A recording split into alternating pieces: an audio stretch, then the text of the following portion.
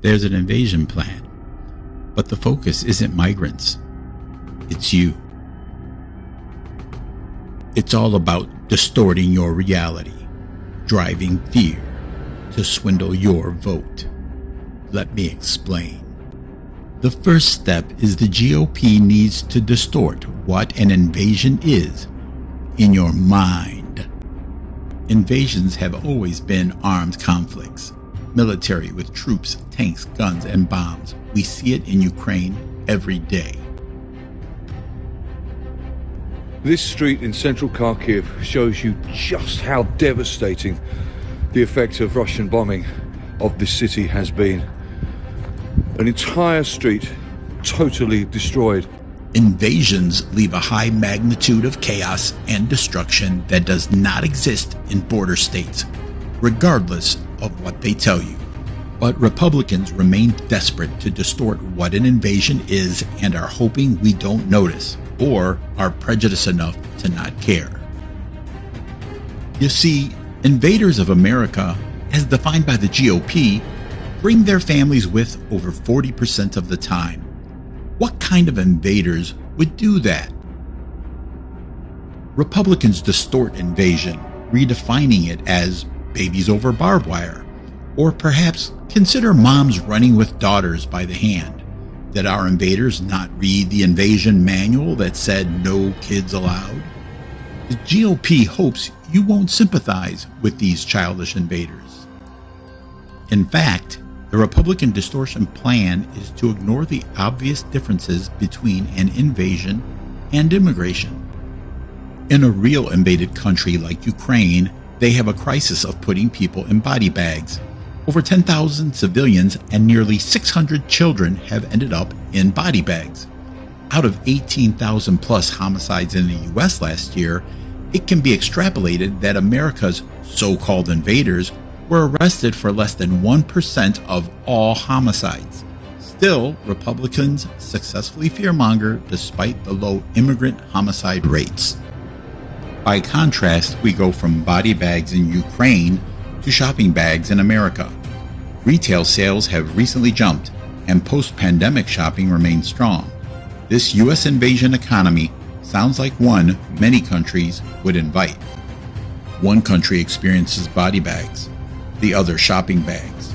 Seems ignorant and insulting to say both countries are being invaded, and the ultimate distortion of reality. What type of invaders pay taxes to grow the economy they're invading? Apparently, U.S. invaders do.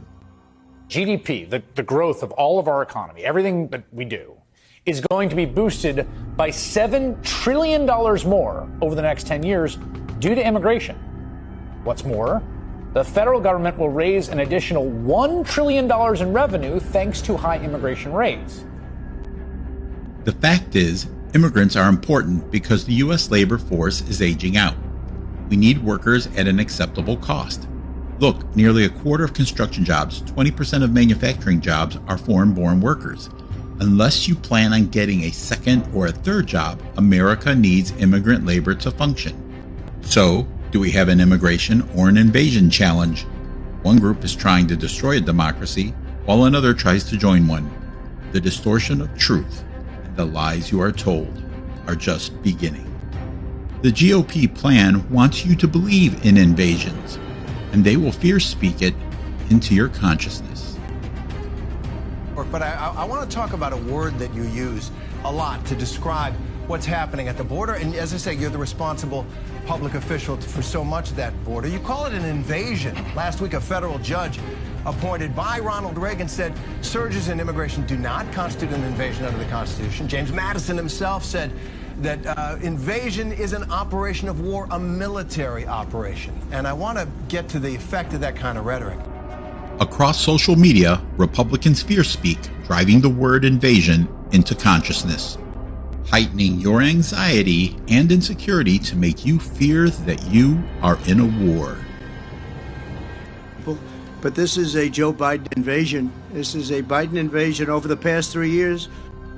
Hopefully, you can begin to see the GOP plan is to scare you and falsely drive fear and anger. You you paint this incredibly dark picture of the people that are coming across the border. You know, you're the governor of Texas, that the vast majority of people are not terrorists. They aren't criminals. Why paint such a broad brush targeting all these people as evil and deranged? The inconvenient truth is, immigrants are 60% less likely to get arrested versus a U.S.-born citizen. The reality is, immigrant homicide rates are lower than U.S.-born citizens. You are statistically safer around an immigrant than you are an American, but that fact doesn't drive fear and anger the Republicans need. Allowing thousands and thousands of people to come in from China, Iran, Yemen, the Congo, Syria, and a lot of other nations. Many nations are not very friendly to us. He's transported the entire columns of fighting-aged men, and they're all at a certain age, and you look at them and say, they look like warriors to me. Trump's speeches and social posts are specifically aimed to drive fear by exaggerating crime. It appears to be working, as many Americans believe crime is up, despite not seeing it. Crime is down 6%, murder down 13%, but many have surrendered their eyes to a lie. The plan is simple. Trump needs you scared to convert your fear into survival behavior. Fearful people can do irrational things to survive, from rioting to surrendering their vote, swindled away based on emotion, to the one who says they can make it all go away. To swindle your vote, they need to keep the fear going and kill any solution. Here, Trump famously takes blame for killing the border solution that could remedy your fear.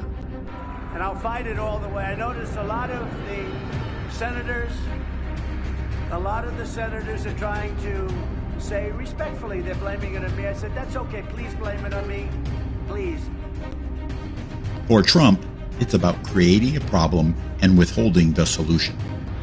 We came to a clear bipartisan deal. It was the strongest border security agreement in decades. But then, Republicans in Congress, not all, but walked away from it.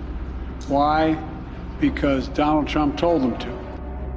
If you listen, you can hear the Republicans' confessions to killing solutions, keeping the fear, to swindle your vote. Where President Trump has indicated to senators that he does not want us to solve the problem at the border. He wants to lay the blame for the border at Biden. And the idea that someone running for president would say, please hurt the country so I can blame my opponent and help my politics. I'm extremely disappointed in the very strange maneuvering by many on the right to torpedo a potential border reform bill. If we have a bill that, on net, significantly decreases illegal immigration, and we sabotage that is inconsistent with what we told our voters we would do. Critics say it's still going to let a lot of people in, but he gets to take a victory lap that he's gotten something done. Yeah, well, it's definitely not going to let a bunch of people in. It's focused on actually turning people around on it. It is interesting. Republicans 4 months ago would not give funding for Ukraine, for Israel, and for our southern border because we demanded changes in policy. So we actually locked arms together and said, we're not going to give you money for this. We want a change in law. And now it's interesting, a few months later, when we're finally getting to the end, they're like, oh, just kidding. I actually don't want a change in law because it's a presidential election year.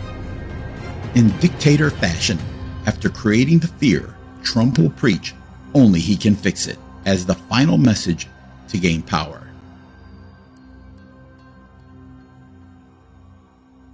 We have no choice. Within moments of my inauguration, we will begin the largest domestic deportation operation in America. No choice. We have no choice because this is not sustainable. It's no wonder Joe Biden and his thugs are so desperate to stop us. They know that we are the only ones who can stop them. They know that. The GOP plan to distort reality of what an invasion is and to drive fear with that distorted reality to evoke survival behavior so they can swindle your vote while they confess out loud to to the lies they told you. This is a trilogy Trump is betting the 2024 election on. They say you teach people how to treat you by what you let them get away with. This is a teaching moment for all of us. In the end, there's no shame in being lied to, only accepting being lied to. Vote accordingly.